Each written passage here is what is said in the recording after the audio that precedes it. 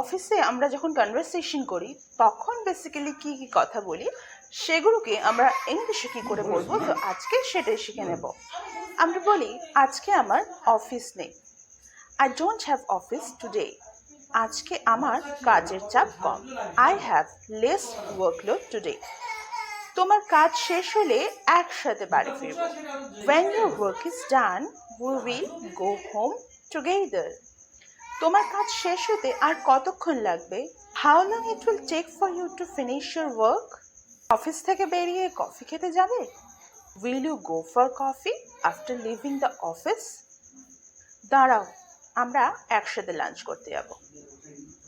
Wait, we will go for lunch together. তুমি আজকে অফিসে এলে না কেন? Why didn't you come to the office today? আমি তোমাকে বাড়ি পৌঁছে দেবো।